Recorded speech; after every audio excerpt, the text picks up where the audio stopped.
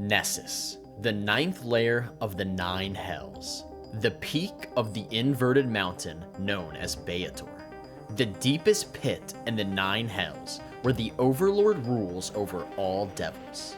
Little detail is known of this place, for very few mortals have ever visited, and even fewer have come back out. Who knows what is true and what is a lie spread by Asmodeus to cover his schemes? Let's discuss how Nessus is described throughout the editions of D&D.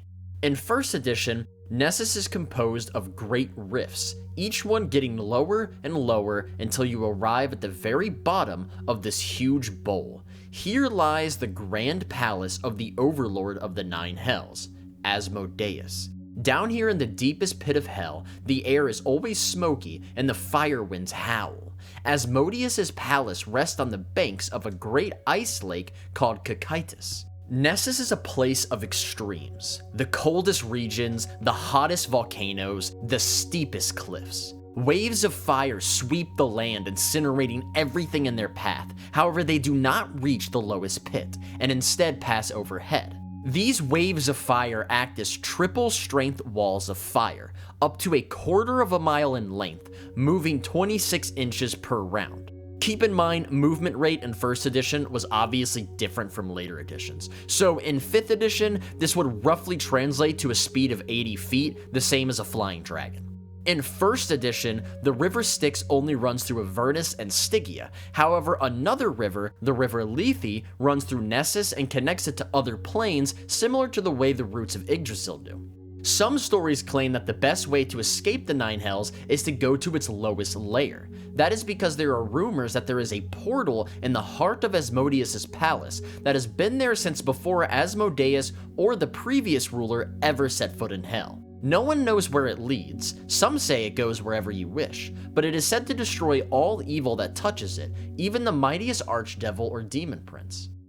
In 2nd edition, it has the same description of a deep pit crisscrossed by trenches and rifts. Very little is known about the lair because few non-devils have ever gotten in. The devils here do not risk taking deals. This is their territory, and they don't let strangers roam around uninvited. Anyone caught without authorization in the 9th layer of hell is killed without question. In 2nd edition, the river Styx does feed into Nessus, but few know of this secret, and Horn Devil and Pit Fiend guards kill all who enter without permission. So where in 1st edition it says Nessus has the hottest regions and the coldest regions, a place of extremes, that's not really brought up in 2e. I also found no mention of the frozen lake, but there is a waterfall from Cania falling into Nessus, so I assume that it feeds into some body of water, or a liquid of some kind. In 3rd edition, instead of being a pit, it is actually extremely flat and empty, with gorges and canyons being where the devils dwell. It is spherical in shape, 2,500 miles east to west, and 1,000 miles north to south. Finding any location requires you to discern one gorge from another, which is only done by the few maps that exist, mainly cobbled together sketches created by generations of brave cartographers. Even accurate maps are difficult to discern. Finding a specific point in Nessus is a DC 30 knowledge geography check. A map can grant anywhere from +1 to +4 to this check. In 4th edition, it has the same description as most editions. Great rifts, crisscrossing bridges, flame-filled gulfs, iron citadels on the sides of these canyons, etc. In 5th edition, it's got the same description. A realm of dark pits whose walls are set with fortresses, where pit fiend generals loyal to Asmodeus gather their legions and plot the conquest of the multiverse. By design, Nessus is devoid of activity, since Asmodeus values his privacy and safety. Now let's discuss the ruler of this layer, Asmodeus. Before we move on to what Asmodeus is like, I would like to lead in with a quote. This quote is being said by Asmodeus in The Trial of Asmodeus, which is a play based on purportedly true events as researched by the Aasimar bard Asmodeus. Quote, I literally sit beneath 8 tiers of scheming, ambitious entities that represent primal law suffused with evil. The path from this realm leads to an infinite pit of chaos and evil. Now, tell me again how you and your ilk are the victims in this eternal struggle. End quote. Asmodeus rules Nessus, and thus the entirety of hell, in all 5 editions of D&D. Keep in mind, this doesn't mean he's always ruled hell. There have been other overlords before him, according to some stories, but who knows which are true. But he is the current ruler in the time period that all of D&D takes place. He is known as the Lord of Lies because he has been weaving a web of lies that stretches back to the beginning of time. No one knows his agenda or motivation, but he always has countless plans in motion. He is a being of incredible intelligence and evil, and he is always a million steps ahead of any mortal. Sometimes his decisions might seem contrary to his personality or to logic, but anything he does is calculated and might be essential to ensuring a specific sequence of events unfold so that thousands of years from now one of his plans will come to fruition. Now, in terms of Asmodeus' origin, where he came from, what he used to be, there are 3 different contradictory stories to this. The Twin Serpent's origin, the He Who Was origin, and the Pact Primeval origin. I discussed these in my 9 Hells video, so if you want to hear those, go check that out. I won't be discussing them in depth here. Now on to his personality and personal goals. In 1st edition, all it says is that Asmodeus is the most handsome, most cunning, and strongest of all the devils. The ultimate evil he represents can be seen in his beauty only when he so wills, or if he forgets himself and flies into rage. In 2nd edition, it uses the Twin Serpent origin. In this story, Asmodeus has a grand plan for the multiverse that is constructed of 3 parts, following the rule of 3s: the Blood War, the Politics of Nobility, and Armageddon. The first part of his plan is the Blood War. Many think the Blood War is important, that one side winning could decide the fate of evil for the rest of eternity. Asmodeus believes it is pointless and cares little for it, but it provides a good distraction for the enemies of hell. He created the Dark Eight to keep the Blood War going in perpetuity. He gives them commands in a serious tone, making them believe that leading the Blood War is of utmost importance, keeping them motivated. He keeps his armies in the field, his generals busy, and his enemies distracted. Part 2 of his plan is the Politics of Nobility. The various lords, counts, dukes, etc. all fight and scheme to overthrow each other. These nobles serve 3 purposes for Asmodeus' schemes. 1, they keep an eye on the Dark Eight and make sure the armies keep their focus on the Blood War. 2, the lords pursue a policy in keeping with the recognized laws of the planes, providing a public face that camouflages Asmodeus' activities. And 3, their existence convinces the enemies of hell that none of the lords are true powers. The 3rd and final part of his plan is Armageddon. When Asmodeus broke from Jazirian and fell into Beator, he suffered great wounds he still hasn't recovered from. When a soul of lawful evil alignment, or a soul that worships a god in hell dies, they go to hell and become a devil. But when a soul that didn't believe in any god dies, they also go to hell, but have an entirely different fate in store for them. They are devoured by Asmodeus over the course of centuries, where they are fully aware and experience the loss of every ounce of their true essence. Asmodeus' true goals aren't to tempt mortals into becoming devils by becoming lawful evil. No. You see, the gods feed on belief, but Asmodeus feeds on unbelief. He consumes these souls in order to heal his body, and once he is fully healed, he will be able to break free from his confines in hell and reclaim his power from the planes. 3rd edition uses the Pact Primeval origin, but it has a lot of similarities with the Twin Serpent story. When the Pact Primeval was finished, the upper gods cast Asmodeus down into hell, and he fell down through all 9 layers, suffering serious wounds. So he's not a serpent in this, but he still has these bleeding wounds to this day, and he's trying to heal from these wounds by getting more divine energy from souls, although he gets them from regular lawful evil souls instead of atheists. He wishes to corrupt mortals until the alignment of the entire multiverse is tipped toward lawful evil. Then he will use this extra divine energy to heal himself and broker a deal with the demons. He knows this deal wouldn't last long, but he needs it to last just long enough to tip the direction of eternal warfare from its current law versus chaos axis to an apocalyptic struggle between good and evil. In 4th edition, it uses the He Who Was origin story, which I discussed in my video on the 9 Hells, but as far as a motive or what he's up to, I couldn't really find much detail on that. That being said, I didn't read that much into it because I just don't like 4E lore. In 5th edition, it also uses the Pact Primeval, but a slightly different version. Asmodeus believes he has been chosen by the universe to protect it from annihilation. He wishes to rule the cosmos, believing that under his watch, it would take on a pristine, perfect state, with every living creature assigned a place in the infernal hierarchy. Wars would end, and everyone would have a purpose to fulfill. Only he has the charisma, strength, and insight necessary to usher in this utopia. His enemies are inferiors, who if not controlled, will let the universe crumble into a demon-infested maelstrom. The powers of good are sentimental fools who don't have what it takes to do what must be done. No, it has to be him. As you can see, Asmodeus' origin and motives change quite a bit between the editions. Are these retcons forced by D&D writers who simply wanted to put their own creative twist on things? Or are they intentional deception spread by the Lord of Lies so that no one can unmask his true intentions? Equipment and powers. In every edition, Asmodeus wields his ruby rod. According to some stories, this was created by Primus to guarantee his adherence to law. It has remained at his side ever since, and grants Asmodeus and his servants the ability to enter into contracts with mortals for their souls. In 5th edition, it says that the ruby rod unleashes an inescapable punishment upon any devil that breaches such a contract, but what that punishment is, I don't know. In other editions, it seems that devils that breach contracts are only punished if they're caught by other devils, considering that 3.5 had entire rules for going to the diabolical courts to dispute a contract that seemed unlawful.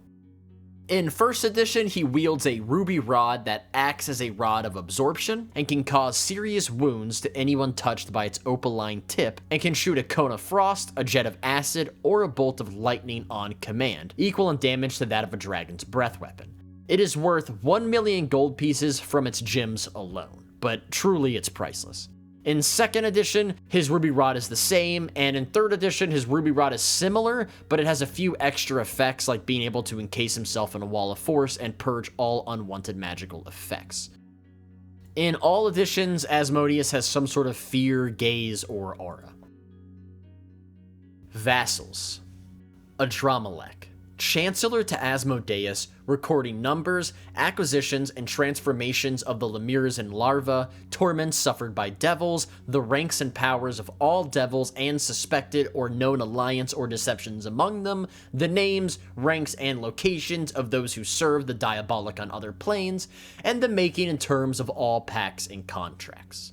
The Keeper of Records answers to no one but the Overlord himself, and has his own tower in the palace ringed at all times by 6 pit fiends. He has a network of spies and openly recognized informants, which includes all pit fiends of hell, which he uses to observe events within the 9 hells. The Infernal Records, or to mortals the Book of Fire, is a collection of all the true names of devils known to Adramelech, which includes all dukes and archdevils. In his free time, he enjoys watching weaker creatures, mainly humans and elves, being tortured by devils. He appears as an older, gray-bearded, balding man with cold, wet eyes that change hue from green to black to fiery orange depending on his mood. He has small crimson barbed horns, a crimson tail, and a humanoid torso that's crimson and scaly on the back and yellow-green and slimy down the front.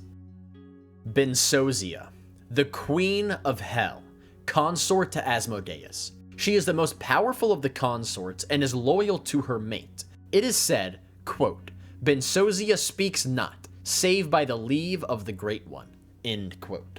She is coldly polite and haughty, seldom revealing her true feelings. She appears as a tall, statuesque, human-looking devil. She has long white hair, large glistening black eyes, scarlet skin, large brown hooves, and a forked tail. She always wears loose black robes with a scarlet silk lining, and as Queen of Hell, a diadem of beaten gold set with large rubies, worth 26,000 gold pieces. In 2nd edition, Bensosia is no more, for she was killed by Levistus, according to most stories. These stories state that Levistus approached Bensosia on her trip to Stygia and tried to convince her to betray Asmodeus and aid Levistus in stealing the throne, but she refused, so he killed her. In a story from 4th edition, it is said that she agreed to help Levistus and started an affair with him. Around the same time, Levistus was also having a relationship with her daughter Glazia. When Glazia found out her mother was also with Levistus, she was jealous and slit her throat. This story is only found in Dungeon Magazine number 197, and most of the information in that story seems to contradict every other edition's recounting, so I probably wouldn't consider it canon. Also, by now, you probably know my opinion on 4th edition lore. Fongor, Inquisitor of Hell, the most feared devil in Nessus besides Asmodeus, responsible for the complete and accurate news of the Hells and other planes. To do this, he has subverted Adramelech's spies so that they report to him first, enlisted spies of his own, and spies to watch his own spies as he trusts no one, and perfected the arts of torture on devils, the lesser creatures of hell, and intruders alike. It is said that few return whole in body or mind from Fongor's gentle grasp. While within the palace, he will always have 2 pit fiend bodyguards and 6 to 11 spine devil servants. He wields an envenomed whip, a cat of 9 tails, each strand dealing 1d4 points of damage. Fongor himself can feel no pain and is unaffected by attacks until physically disabled. Fongor appears as a dead white-skinned man with glittering pink eyes, oily black hair, tiny horns, a forked tail, and red hooves. He has a hoarse, hissing voice and wears open black or purple robes with a belt to carry his whip.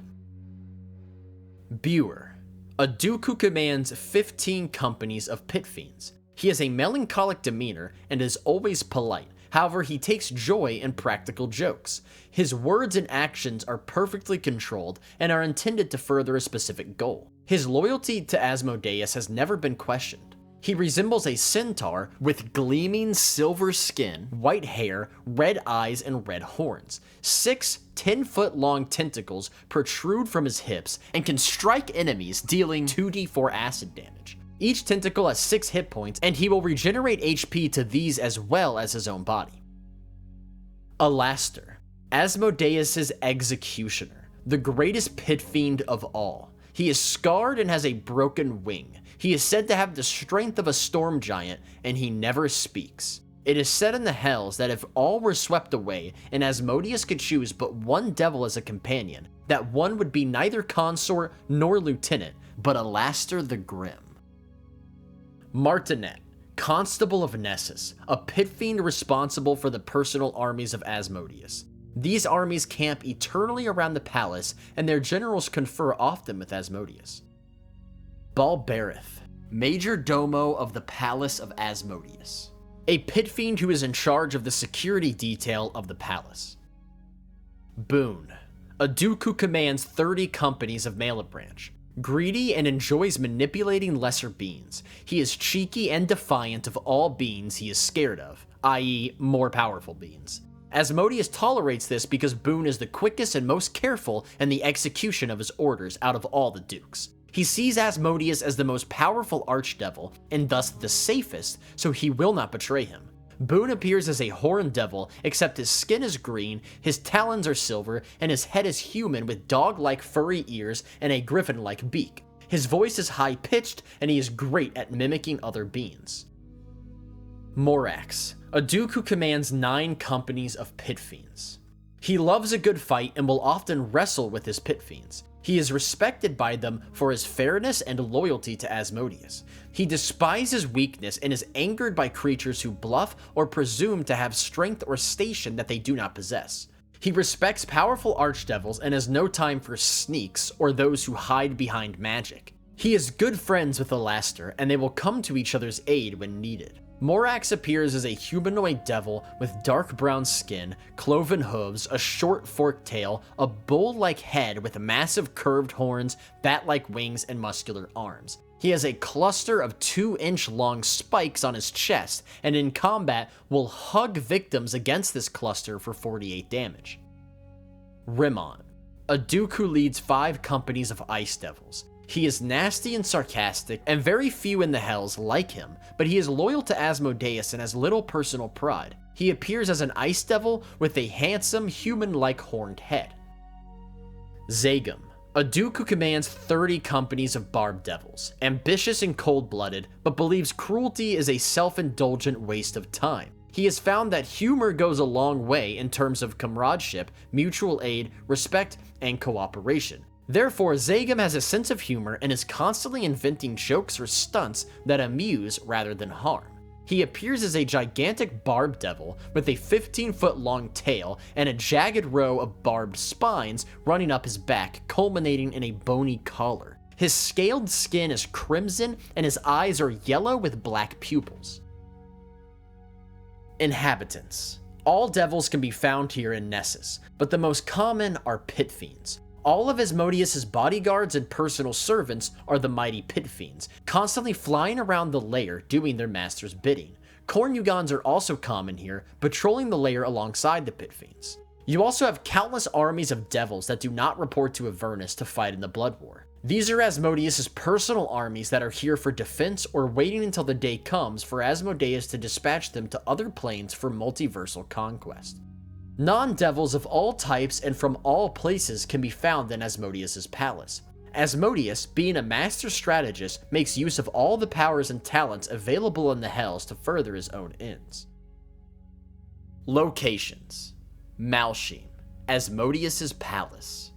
In 1st edition, it doesn't have a name, it's just called Asmodeus' palace. It rests on the banks of a great ice lake called Cocytus that shifts continuously to throw off those attempting to cross it. The stones of this palace smoke when creatures of non-lawful alignment step on them. Asmodeus gathers everything he finds beautiful here. Asmodeus can summon every archduke to his court here once a year. The Tower of Adramelech, Chancellor of Hell, and the Chambers of Bensozia, Queen of Hell, are each ringed by 6 pit fiends at all times, and the rest of the palace is guarded by the other 54 pit fiends, totaling 66 pit fiends in the Palace of Asmodeus.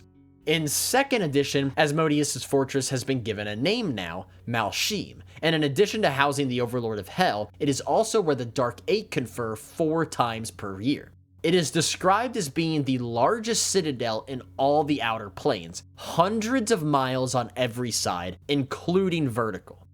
I assume that more than 66 pit fiends guard it now.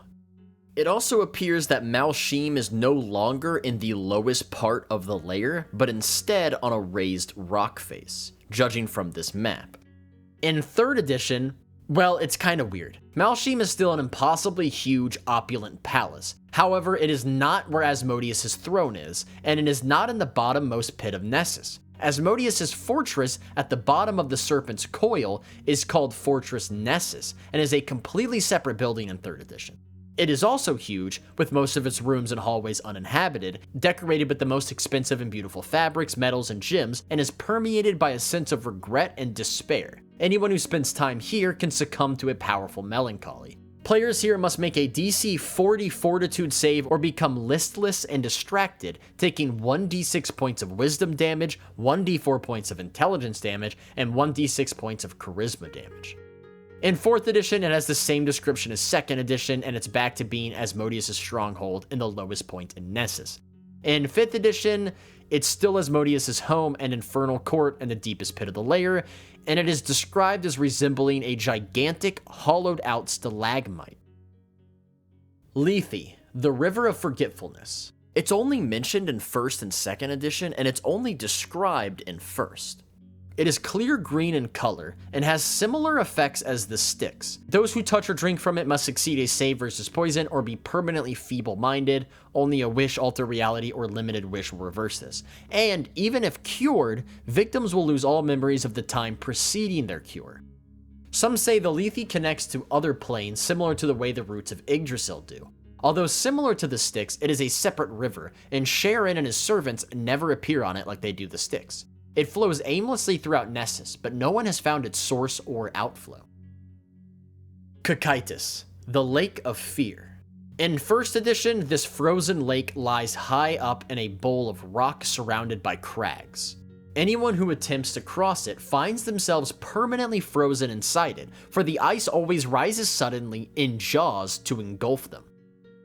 So in every edition after 1st edition, Cocytus, the frozen lake, is not mentioned. However, 3rd edition does have something called the Forgotten Lake, so I figured that's worth mentioning.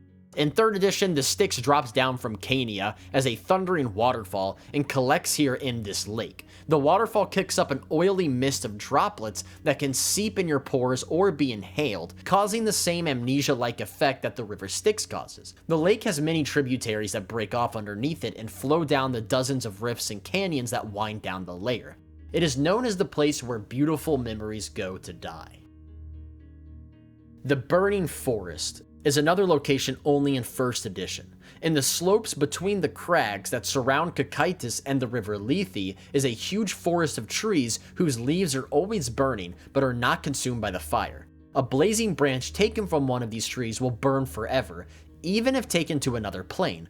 Water, cold, winds, etc. will not douse it, neither will water or cold related spells. While within Hell, only a limited wish or more powerful spell can extinguish it. While outside the Hells, a dispel magic or contact with an area affected by protection from evil will extinguish it forever. If a branch is broken off, it will bleed a blue-green ichor. Some believe this tree blood to be a useful ingredient for certain potions, spell inks, and other magical items. The Serpent's Coil. In 2nd edition, it is the deepest rift in Nessus. It is 1 mile wide and spirals over itself for hundreds of miles, going about 5 miles deep to the bottom of the pit. Unknown to all but Asmodeus, this was created when Asmodeus, in his original serpent form known as Ahriman, plummeted down through Beator, and his body still rests there to this day. The Serpent's Coil is filled with pools of his blood, which Cornugons and Pit Fiends form at full strength, completely loyal to Asmodeus. In 3rd edition, even though Asmodeus was never a serpent, this location still exists, and it's still called the Serpent's Coil, and it has the exact same description as 2nd edition. Tabjari. It is only mentioned in 3rd edition. It is a copper citadel located on the side of a gorge called Reaper's Canyon. It houses Asmodeus' copy of the Pact Primeval. The Pact Primeval exudes law, but also good and evil in equal amounts, defying all known metaphysical principles.